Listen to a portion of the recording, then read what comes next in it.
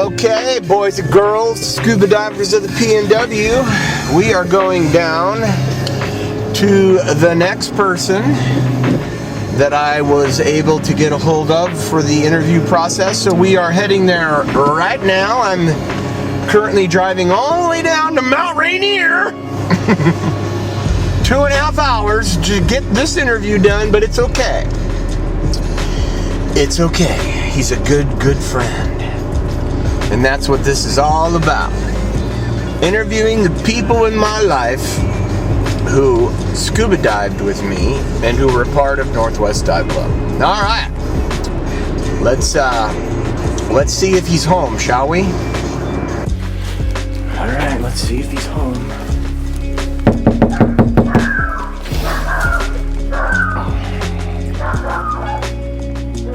This is Chris. Hey man, your dog bit me. Not yet. Your dog bit me, man. Come on, Molly. Inside. Dude, you're paying for that. You're paying for my medical bills. All right, we're here. Hey, put it on the head or it's bad. What?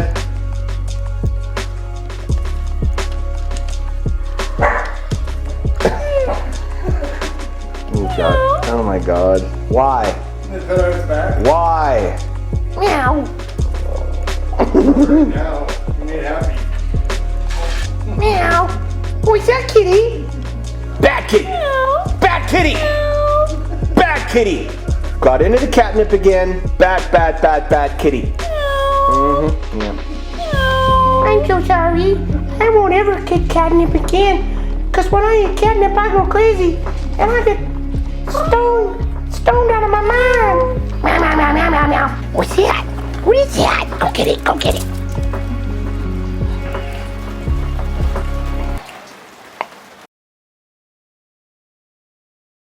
All right, we are rolling.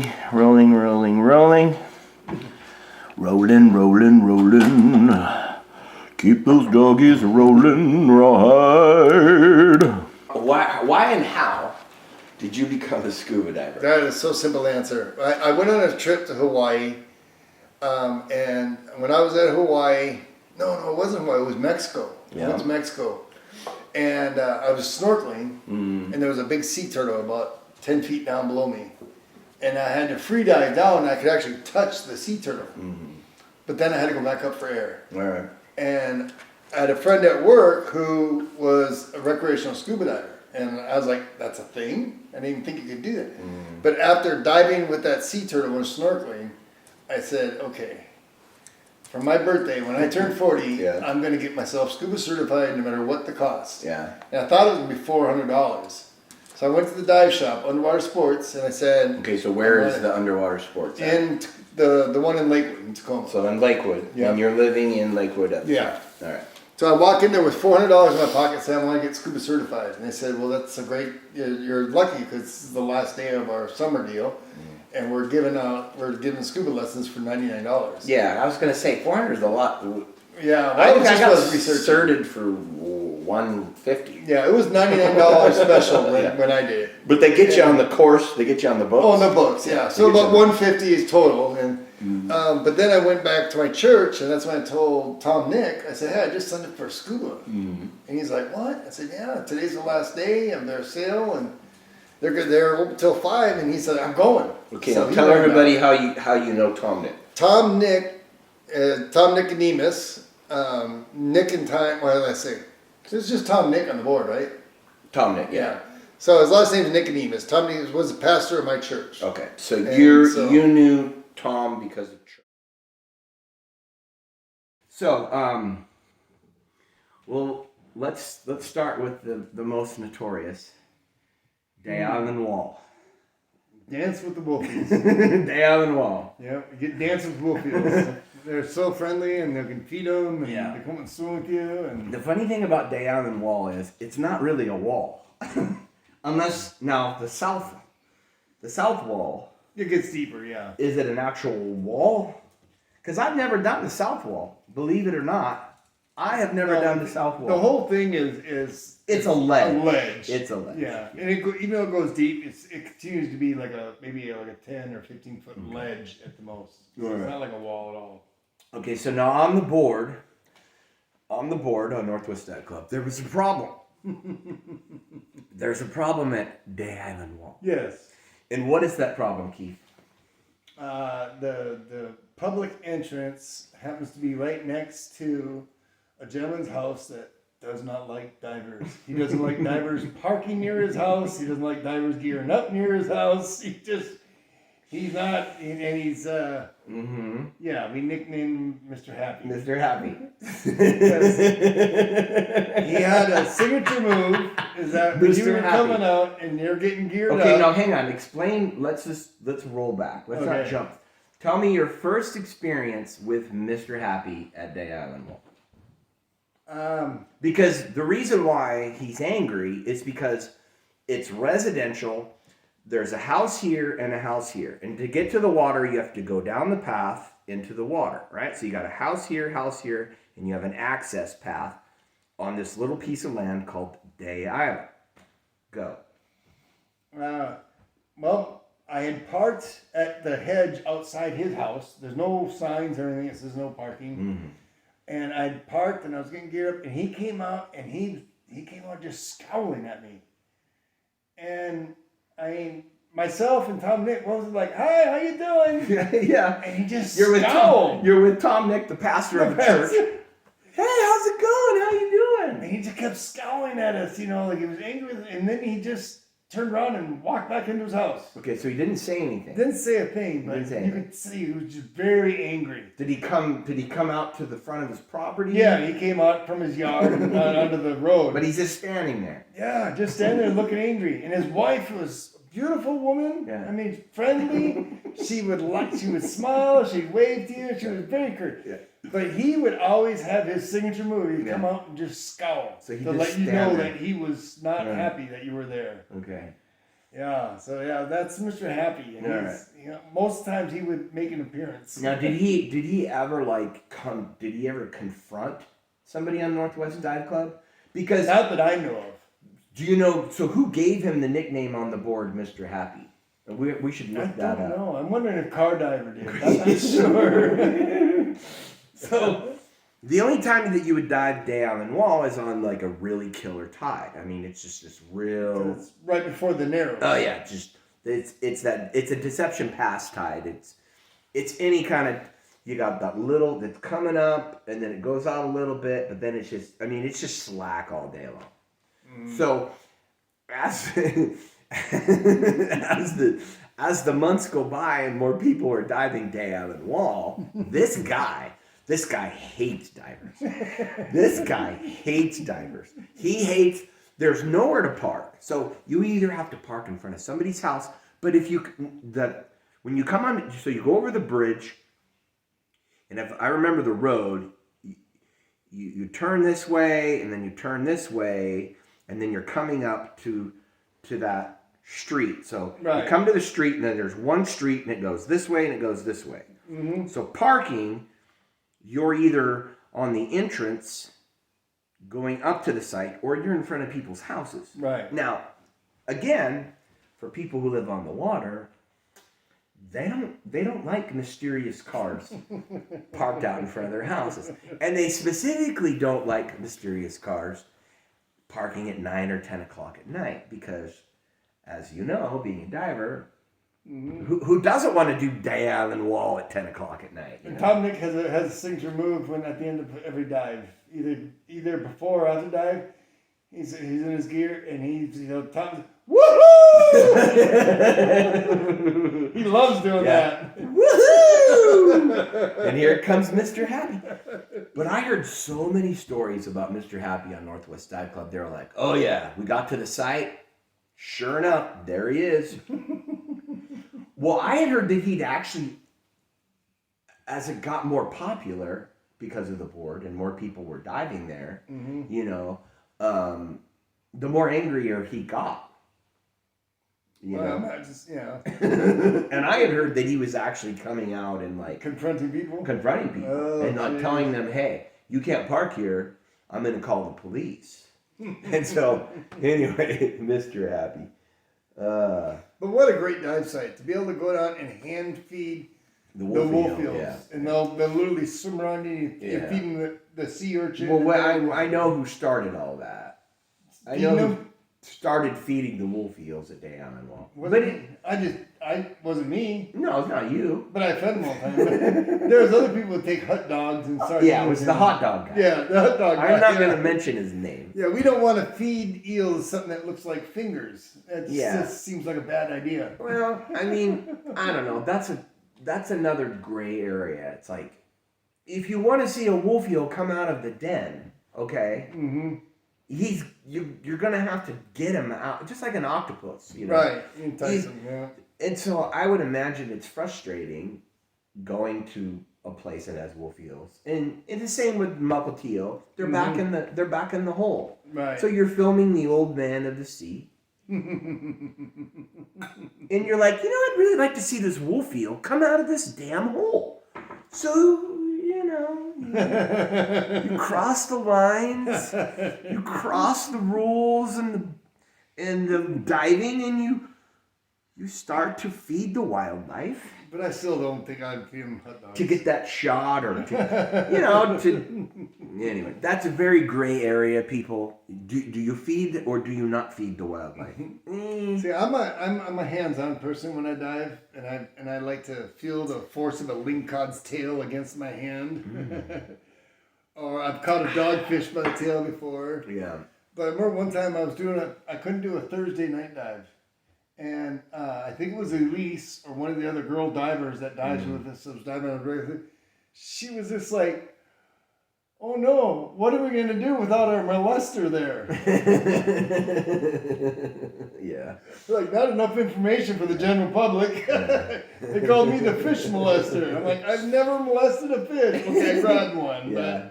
But Well, people get mad at me because I'd turn on my dive light and they'll be like, cook them? Yeah, they're like, the fish cooker. They're like, is your light bright enough, dude? Holy crap! Well, you're the guy. I had the death light.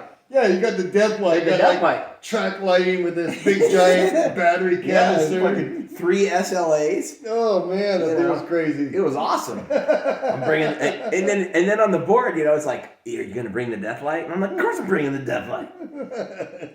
Here's a photo of it right there. So let's talk about dive sites. Let's just talk about a couple of the sites like where you had a magical moment. Remember back in the early days when you're all excited about being a diver and you saw your first sunflower starfish or you saw your first ratfish. Well, what were like some of the things back? What was your favorite site and what did you like to see? You said Three Tree. Three Tree, of course, yeah. It's because it was bottle hunting. But they're not really much at Three Tree though. No. So let's go up to the next one. Let's go up to the wow factor. Well, it's got to be the island or Sunrise. Okay. Like I say, really? Sunrise you don't Sunrise? like the... So you got to walk a little bit of a hill. You're lying. Sunrise is the worst. Well, no, it's a good site. Multiple times. It's the last 10 feet. Dude, it's the hill of death. The last 10 feet gets steep after you've already walked up for 20 feet. Okay, going down that downhill that's fine. Right. But when it's 85 degrees out and I have to walk that hill in my dry suit, and I think it was I have it on tape. It's called the Walk of Shame. It's me, car diver. You were down on the ground, yes. Dude, I'm dead. Yeah. I'm overheating. And I'm like, how much longer is this hill? Notify my family. Lord Jesus, help me. I'm dead, man. I'm freaking, I threw it all down. I'm laying down on the ground. I'm dead. I'm like, I think I was down for 20 minutes. But it can't be a whole lot different than look how many times you've done Deception Pass. There's a big hill. No, that's a different hill, man. That's a different beast. That's a It completely... doesn't get as steep. No, it's still a long walk. That's a completely different beast than Deception Pass. All right, so I remember you and Tom, I think for you, the go place was Sun Rock. Sun Rock was because he had a key to the gate. Right. We did the first club dive down there. Yeah. Tom and I dove with Calvin Okay. on a night dive at Sun Rock, and we did a pre-drop, dropped down into 80 feet of water right off the point. And it was at night. We landed in a school of dogfish. Wow. I've never seen that before ever That's again. awesome. And I went to reach to grab one. Yeah. To see what the force of the tail would be like, and I got a hold of it, and I had these Kevlar lined wet gloves, and I had a hold of it the way his tail was shaped. I literally had a hold of it. Yeah. And so I took it and I pointed at Tom Nick. And this thing's thrashing back and forth. And Tom Nick is like, why are you pointing that thing my direction? He was so mad. He said, the business end was looking at me. And so I let it go. But Calvin was videotaping. And he started videotaping this one particular dogfish that was doing the whole darting back and forth like it was hunting for something. All right. Well, I had a little laser pointer on my PC. Yeah. It was a little novelty thing. You turn it on before you get in the water. Okay. It was like a cat toy. Yeah. So old fish will follow it. You put it. Fish never paid any attention to it. And so I'm sitting there and I'm kind of settling reef and I'm watching Calvin videotape this dogfish. He understands that the movements of a dogfish. He says something's up with this dogfish. It's hunting. So I take my little laser pointer and I put it right on the head of the dogfish. Yeah. You know, I'm thinking, sharks with lasers, you know? Yeah. And Calvin dropped his camera and he looked over at me, and then the dogfish started coming towards me. And I kept pointing the laser at it. And Calvin's filming this, it's coming over by me. How cool is that? It got about 3 feet away, and with a burst of speed, it took up and it bumped my hand. Oh. And it totally scared the crap out of me. That was the official first time I was scared in a while. I'm like, turn this thing off. Yeah, but you see a school of dogfish, that's pretty rare. Oh my gosh, I'd never seen it once ever before. I'll tell you, Which is incredible. I've never seen dogfish underwater until like recently in the last couple of years. I've seen more dogfish than I've ever seen Oh, really? in my whole diving. Trucci was famous for Was it really? ratfish. Ratfish. Oh, ratfish, Ratfish. yeah. I I hate some dogfish, but they literally have schools of ratfish there. Ratfish are nasty. You know why they're nasty? Because when you hit their eyeballs with your dive light, the beam goes out of their eyeball. The beams go out. The beam goes out of their eyeball. I'm gonna bring this in a bit. And so it's really kind of weird because, and then ratfish have this poisonous spine thing on their top dorsal. They have kind of like a dogfish. Yeah, but what is it? A lionfish. It's the same type of venom and spine that a lionfish has. So that's kind of interesting. Fishermen usually get stuck with it. Welcome to the show, people. All right, so South End diving. What else about? Let's talk about Titlow. Because Titlow is a weird site. Yeah, it's what's nice about it is you go see all those plumose anemones on the pilings. The pilings, yeah. But Titlow is current sensitive. It is current Titlow, sensitive, but it's very shallow. But I've been spanked at Titlow. Yeah. Because if you get in the water and you're trying to swim to the pilings, you're gonna go nowhere. Because the current, if it's going south or north, it rips. It rips. But once you get into the pilings, then it blocks. It blocks the current. And I don't know if you've ever been in the pilings during the... Oh, yeah, absolutely, yeah. And You you go can- around them and you... Yeah. So you and I have dove Titlow. Yeah, it's relatively a boring dive site. Nothing you want to just keep going to over and over and over. Yeah. Matter of fact, we were diving that one time, there was that guy fishing, and you came up the water and you're like, we don't care where you're going fishing at, but we don't have a hook in our ass. Yeah. Go away. Yeah. You're not supposed to be fishing here. Well, you want to talk about a fishing story? Tell the people about the downrigger ball that almost killed you. Tell everybody about that one. Well, again, our fault for not having a dive float saying divers below. When there was salmon fishing, we should have a buoy. A sausage up there, yeah. There was a lot of salmon fishermen at Three Tree. It's like a hot spot. But Tom decided, we saw lots of salmon boats going back and forth. They're just trolling outside the buoys. Well, we'll stay on the inside of the buoy, and we'll be okay. Nope. Yeah.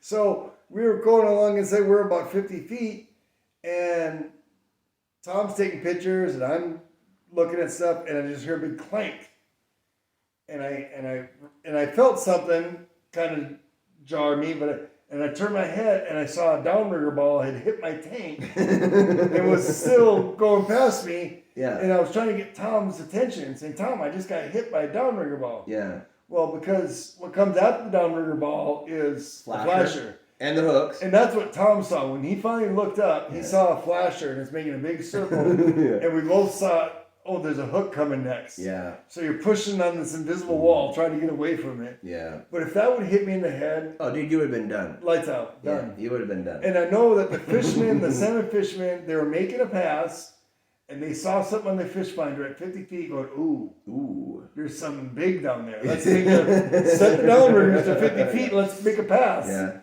And then one guy said, but it's inside the buoy line. I don't care. Yeah. Well, I'm surprised they didn't snag one of the tire piles or, Yeah, I don't know. But so you physically had the downrigger ball smack you. Yeah, hit the tank. Yeah, that was insane. Yeah, I think when it comes to fishing and being caught underwater, I only had one incident. We were doing the marina wall at Edmonds, I want to say the Edmonds Marina. So you have the South Beach, then you have the Edmonds Underwater Park. So you can, back in the oil dock days, and that'll be another episode talking about the oil dock in Edmonds that's gone. We were doing the marina wall, and you could literally see the surface as one of those clear days, and I could see the guys fishing. Next thing I know, here comes the hook. Yeah. All right, so back to dive sites. So Titlow, what I thought was cool about Titlow was the barnacles, which are now all dead. The old barnacles, and then there's also a bottle field.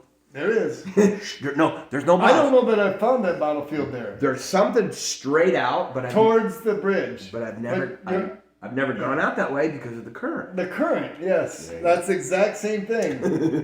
Now, if you got your dive scooter, that'd be a time to explore. Yeah. There's no bottles. There are no bottles. We erase that from your mind. Okay, so I like Titlow because on a good day, the Plumos. Did you dive Tide's Tavern with me one time? Yeah, we did. Yeah. That was crazy. No old bottles there. The pain in the ass about that is getting out. Yeah. Because that ladder is too narrow. It's too small. Yeah. So you have to take off all your gear, tie it on a rope, and then kick up onto Tide's Tavern. So let's talk about Les Davis, because I've never done Les Davis. So Les Davis is cool. We gotta rewind. Okay. So Les Davis, the Tacoma Narrows Bridge. There were pieces of the Tacoma Narrows Bridge that were moved and relocated. So Les Davis is one of those sites, and then there's pieces of the bridge at Possession Point on the Keelokan Ferry. And there's lots of sections of the 520 floating bridge down Les Davis also. Is it? Okay. So now there are some people that say they will never dive Les Davis because it is. But you and Tom Nick figured it out, which I thought was cool because. Yeah. But normally the rapport on Les Davis, and let me switch this right. The rapport on Les Davis is it's a mud pit. Crap. I will never dive Les Davis. Les Davis is crap. Now this is crap. It is crap. So so what pukes there? Is it Duwamish? No, it's the Puyallup River is coming in at the end of the inlet there. So as the Puyallup River comes in, I've so many times thought, well, if I'm going to get the best fizz, I'm going to go for high tide. Because you figured it out. Right. All right. And, well, high tide takes the fresh water that's coming out of the Puyallup River and it pushes it to the shores. Actually, you can see a column of water push towards the shore. Yeah. Well, I remember you saying that you literally sat there one time and you watched all the brown come in. Yeah, you could watch it. You could see two surfaces of water. It was a ripple and then flat. Yeah. You're like, you could see the brown come in. People were walking going, what is that? But if you go at low tide, it pulls the water out away from the shore. All right. And it doesn't matter ebb or flow. It's physical low tide. Yeah. So the more beach you see, the better the site's going to be. Okay. And that dive site gets... Tom, Nick, and I took one guy there, and it was the first time diving in Les Davis, and we kept telling him, don't be too excited. There's some stuff, but it's really silty, it's really cloudy. And we surface swam out to above the structures, and we put our face in the water, and oh my gosh, you could see all of the different bridge structure. You could see tire pods. You could see for probably 100 feet. It was just visibly. And this other guy, I'm trying to think of his name. Jared. I think it was Jared. But because you normally dive south, but he was just like, that's incredible. That's like Star Wars. And Tom, Nick, and I were like, no, it's not like this. You don't understand. This is a rare thing. Never like this. But when you dive on the narrows, so the bridge deck. So there's chunks, big sections of bridge deck. Yeah. And so what on a? I mean, is it a macro dive? I mean, are there octos? Are there wolf eels there? What did you see when you went to Les Davis? Lots of perch, ling cod, rockfish. Nothing really. I didn't necessarily see any wolf eels there. But at a nighttime dive, you do it there. It's one thing that's really cool is the seals will hunt your dive light. Yeah. You can shine the perch. But I took one guy down, and it was on the dive board. I ordered this and somebody said, I want to dive Les Davis. I've never done it before. And I said, great, I'll take you there. I'll give you the tour. I'll even show you the secret way that I get octopus out of a bottle. And people go, what do you squirt a chemical in there? Do this. Here comes the flame war. Here it comes. What? You find a bottle, a beer bottle, regular brown beer bottle, and you find a rock, and you go, you break the bottle. Lo and behold, there's always an octopus in there. Yeah, but you know what? Back in the day of the board, we could talk about stuff like that. But then, as the years went by, But most of the time you'll see a bottle and you'll see the octopus head just barely sticking out. Yeah. So it'll suck right in. I take my rock and break it, and like, hey, you get to see an octopus. But yeah, people don't like that. Yeah, no, they don't like hearing these things.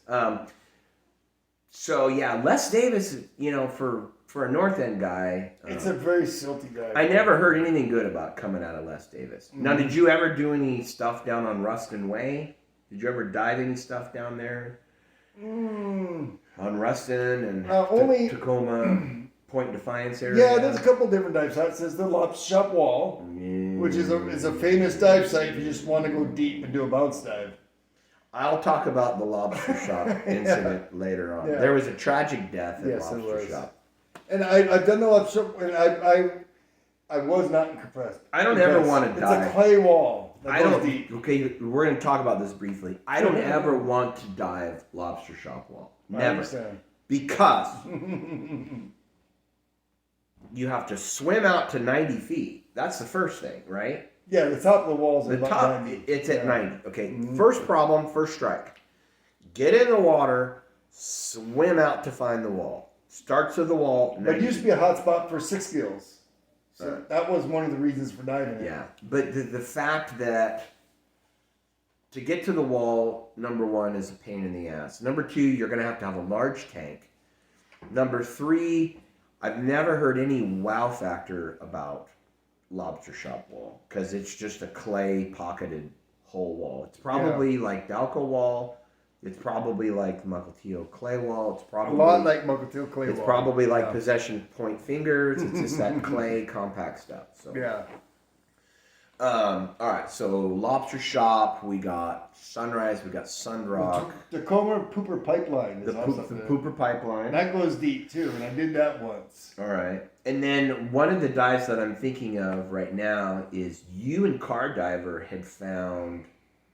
You had found some type of a barge, and Car Diver found like a Navy cup. Yes, or that's That's the dive that's right in between the Ram and Shenanigans, Okay. the restaurant. Don't tell anybody where it's at. Remember, we got to keep our little treasure There's spots. nothing there except for when Car Diver dives in. He found 2 of those cups. So what did he find? Well, we dropped down. As soon as we dropped down, he found a coffee cup that didn't have a handle on it, and he just threw it in his bag. Okay. And when he got it up, and he didn't even know how to clean, because it was so encrusted with barnacles, I mean, you couldn't read anything. Yeah. Well, he soaked it in like vinegar for like 3 days, and then that'll eventually get all the crustaceans off. Yeah. And then he saw it had U.S. Navy on it, and they said it was a couple different theories of why it doesn't have. It's coffee cup with a handle. Either the Navy's, the sailors could use that to hold their hands warm, and somebody else said it was that way so it's easy to load the dishwasher. You don't have to worry about handles. Yeah. But it was really old, and I was really jealous. You know, I dove the site several times. I never found anything. And I found like dishes from a restaurant that's above there. You know, and I never found anything cool like that. And like a week later or 2 weeks later, we went to go dive again. And I'll be darned if he did the exact same thing. He dropped down and swam about 10 feet and he found another one. It's like, oh my gosh. That's funny. But there's in between the 2 restaurants, there's a dry dock that's underwater.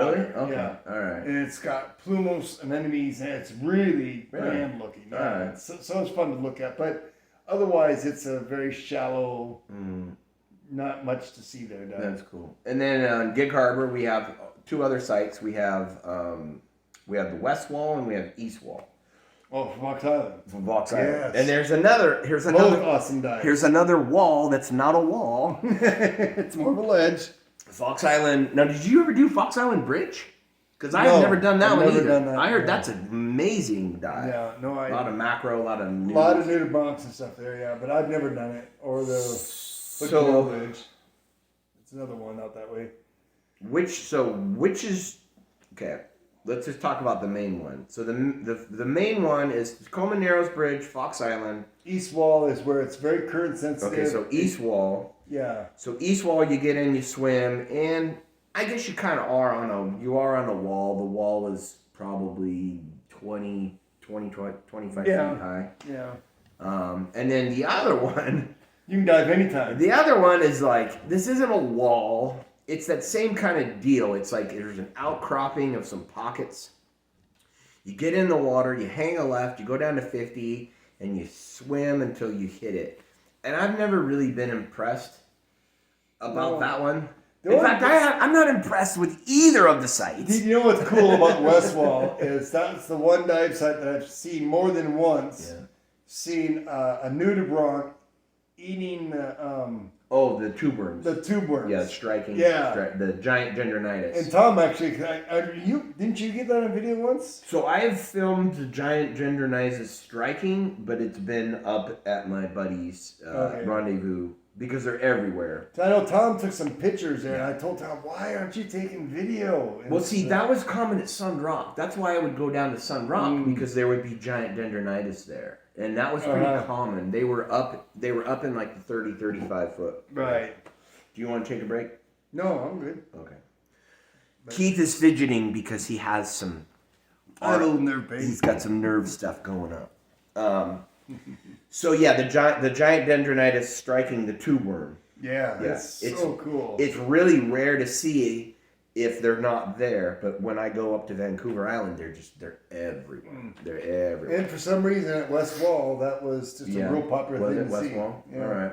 It's amazing how each dive site kind of has its own flavor. Yeah, it's got its own little thing. It's like, well, we're going to go here because I know that I'm going to see alabaster nudibranchs, or we're going to see... But that's what I love about night diving too, especially when you get a nice bright dive light, like H2O light, and you get this 1200 lumens spotlight, and you shine it at the bottom, and it doesn't matter. Everything's black out there. I'm not worried about that. Yeah. The most dangerous thing is our own panic, right? Yeah. But, so there's nothing in the water is going to hurt me unless the jellyfish, like stuff. But there's so much life in that little circle of light. And then you move it 2 feet over, and that's a whole nother. It's just amazing me how much more life underwater there is than above water.